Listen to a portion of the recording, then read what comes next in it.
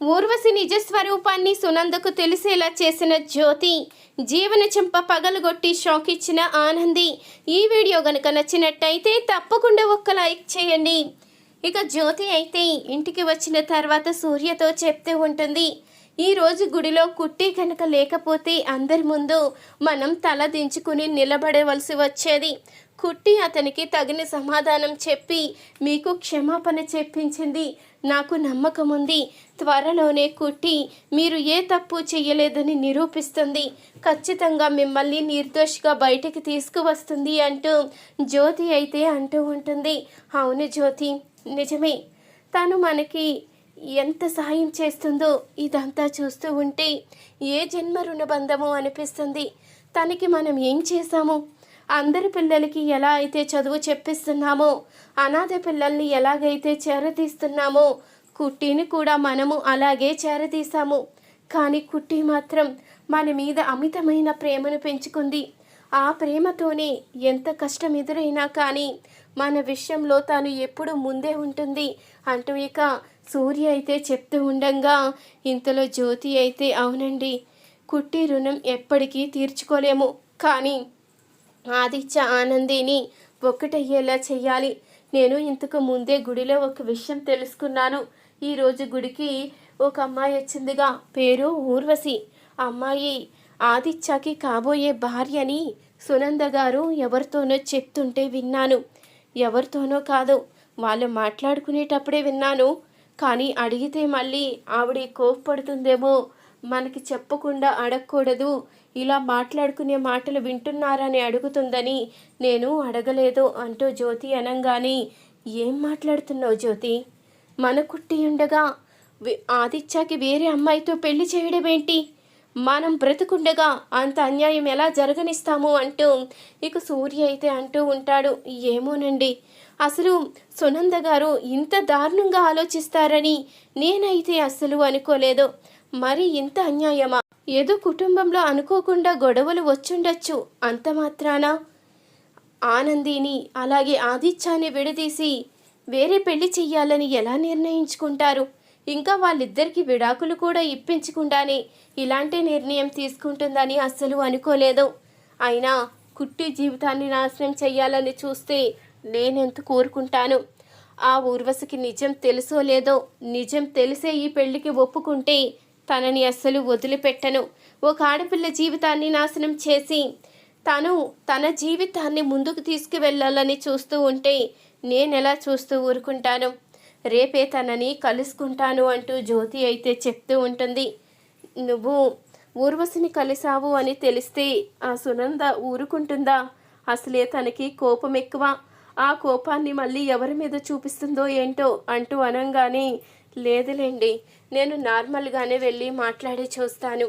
ఒకవేళ సునంద గారికి తెలిసినా ఏదోటి మేనేజ్ చేస్తాను అంటూ జ్యోతి అయితే చెప్తూ ఉంటుంది. అనుకున్న విధంగానే ఇక జ్యోతి అయితే ఊర్వశి మీద ఎంక్వైరీ అయితే పెడుతుంది. ఇక ఎంక్వైరీలో జ్యోతికి అన్నీ కూడా తెలుస్తాయి. ఊర్వశి ఒక దొంగని, కావాలనే సునంద కుటుంబానికి కోడలుగా రావాలని అనుకుంటుందని, సూర్య కార్లో మత్తు పదార్థాలు పెట్టింది కూడా ఊర్వశి అని అన్ని వివరాలు తెలుస్తాయి జ్యోతికైతే. అప్పుడే ఇక ఊర్వశి మీద కోపంతో రగిలిపోతూ ఉంటుంది జ్యోతి. ఈరోజు మేము అందరి ముందు మాట పడ్డాము అంటే దానికి కారణం ఆ ఊర్వశియే. నా భర్త అందరి ముందు తలదించుకొని అందరితో సూటిపోటి మాటలు అనిపించుకున్నాడు అంటే దానికి కారణం ఊర్వశియే. అలాంటి ఊర్వశిని వదిలిపెట్టేదే లేదో, తనని క్షమించేదే లేదో. ఈ విషయాన్ని వెంటనే సునంద గారితో చెప్పి తను ఎంత తప్పు చేస్తుందో తనకి తెలిసేలా చెయ్యాలి అంటూ ఇక వెంటనే జ్యోతి అయితే సునంద దగ్గరికి వెళ్తుంది. ఇక ఊర్వశి గురించి చెప్పంగానే, నేను నమ్మను, మీరు మీ ఆనంది జీవితం ఎక్కడ నాశనం అయిపోతుందో అని ఇలా చెప్తున్నారు, అర్థమైంది అంటూ ఉండంగానే, అయ్యో నేను చెప్పేది నిజం, కావాలంటే మీరు నాతో పాటు రండి, మీకు ఇప్పుడే నిరూపిస్తాను అంటూ ఇక చెప్తూ ఉంటుంది జ్యోతి అయితే. అప్పుడు ఇక సునంద అయితే జ్యోతితో పాటు ఇక ఊర్వశి ఇంటికి అయితే వెళ్తుంది. ఇంతలో వీళ్ళిద్దరూ వెళ్ళేసరికి ఊర్వశి, తాయారు, బంగారయ్య ముగ్గురు కూడా మాట్లాడుకుంటూ ఉంటారు. మనం ఎలాగైనా ఆ కుటుంబాన్ని మన వైపు తిప్పుకోవాలి. సునంద గారు నన్ను చాలా నమ్మకంగా చూస్తున్నారు. ఆ నమ్మకాన్ని అడ్డు పెట్టుకుని ఆస్తి మొత్తం నా పేరుకి వచ్చేలా చేస్తాను. నేను ఆ ఇంటి పెద్ద కోడలుగా వెళ్తున్నాను కాబట్టి ఎలాగో పెత్తనం నాదే అవుతుంది. ఇక నేను అనుకున్నది సాధిస్తాను. ఆస్తి మొత్తం నా సొంతం చేసుకుంటాను. మన కుటుంబానికి ఎలాంటి లోటు లేకుండా చేస్తాను. ఆస్తి నా గ్రిప్లోకి వచ్చిన తర్వాత మన నిజస్వరూపం తెలిసిన వాళ్ళు చేసేది ఏమీ ఉండదు అంటూ ఇక చెప్తూ ఉంటుంది. ఊర్వశి అయితే ఇంతలో ఈ మాటలన్నీ సునంద అయితే వినేస్తుంది. ఇప్పటికైనా నిజం తెలుసుకున్నారా? మీరు ఎంత పొరపాటు చేస్తున్నారో ఇప్పటికైనా అర్థమై ఉంటుంది మీకు. నా భర్త ఈరోజు జైలుకు వెళ్ళి అందరి ముందు అవమానం పడుతూ అందరి ముందు సూటిపోటి మాటలతో తల దించుకున్నాడు అంటే దానికి కారణం కూడా ఈ ఊర్వశియే. ఈ ఊర్వశి ఆ స్మగ్లర్లతో చేతులు కలిపి మత్తు పదార్థాలు నా భర్త కారులో పెట్టింది. దాని కారణంగా శిక్ష అనుభవించారు నా భర్త. నేను ఊరికే ఎలా వదిలేస్తాను? మీకు నిజ నిజాలు తెలిసేలా చెయ్యాలని ఇదంతా చేశాను అంటూ జ్యోతి అయితే చెప్తూ ఉంటుంది. ఇక అనుకున్న విధంగానే సునందకైతే నిజం తెలిసేలా చేస్తుంది జ్యోతి. అప్పుడే ఇక కోపంగా సునంద అయితే ఊర్వశి చెంప పగలగొడుతుంది. ఇంత మోసగత్తెవా? ఇంత మోసం చేస్తావా? నా కుటుంబాన్ని మోసం చేసి ఆస్తి నీ సొంతం చేసుకుని నా కుటుంబాన్ని అందరి ముందు నవ్వులు పాలు చెయ్యాలని చూస్తావా? నేను ఎలా సహిస్తాను అనుకున్నావు? నా ఇంటి పరువు తీసింది ఆనంది అనే ఆనందిని శాశ్వతంగా దూరం చేయాలని నిర్ణయించుకున్నాను. తను ఎంతో యోగ్యురాలు, అందరినీ ఎంతగానో ప్రేమిస్తుంది. తనకి నా కుటుంబం అంటే ప్రాణం. కానీ తను చేసిన ఒకే ఒక్క తప్పు కారణంగా తనని దూరం పెట్టాను. కానీ నువ్వు ఏకంగా ఒక దొంగవి, ఒక స్మగ్లర్వి. అలాంటి నిన్ను నా కుటుంబంలో కోడలుగా ఎలా తీసుకువస్తాను అనుకున్నావు?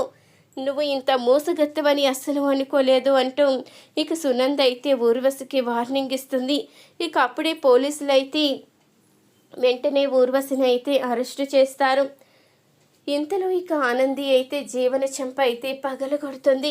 ఏంటి, నన్నెందుకు ఇప్పుడు కొట్టావు అంటూ అడుగుతూ ఉండంగా నిన్ను కొట్టాలా చంపాలా? ఈరోజు నేను నా భర్తకి దూరమై ఇక్కడ ఉంటున్నాను అంటే దానికి కారణం ఎవరు? నువ్వే కదా. ఆ రోజు మీడియా వాళ్ళకి ఫోన్ చేసి నా గురించి ఉన్నవి లేనివి చెప్పి ఆ కుటుంబం పరువు తీయండి, ఫోన్ చేసింది ఆనంది అని చెప్పండి అని ఆ మీడియా అతనికి చెప్పింది నువ్వే అని నాకు ఈరోజు తెలిసింది. ఇప్పటి వరకు నీ మీద ఎలాంటి అనుమానం లేకుండా ఎంత బాగా నటించావే. నేను అందరి ముందు నవ్వుల పాలయ్యేలా చేశావు. నా భర్త నన్ను అసహించుకునేలా చేశావు. అత్తగారే నన్ను మెడ పట్టుకుని బయటికి గెంటేసేలా చేశావు.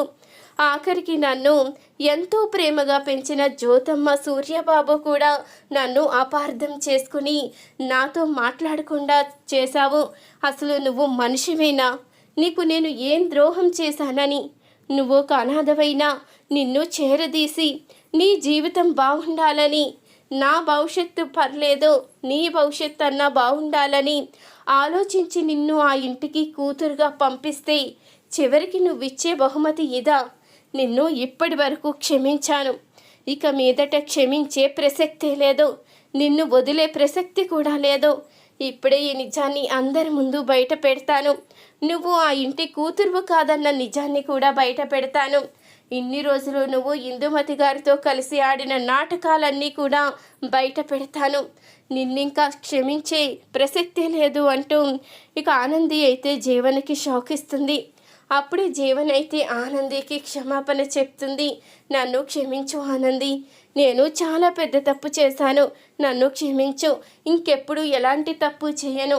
నువ్వు గనుక నేను అనాథనని చెప్తే అందరూ కూడా నన్ను చులకనగా చూస్తారు, ముఖ్యంగా నా భర్త నన్ను వదిలేస్తాడు, నన్ను క్షమించు అంటూ జీవన్ అంటూ ఉండంగా, లేదు, ఇప్పటి వరకు నిన్ను క్షమించి తప్పు చేశాను, ఇక నిన్ను క్షమించేదే లేదు.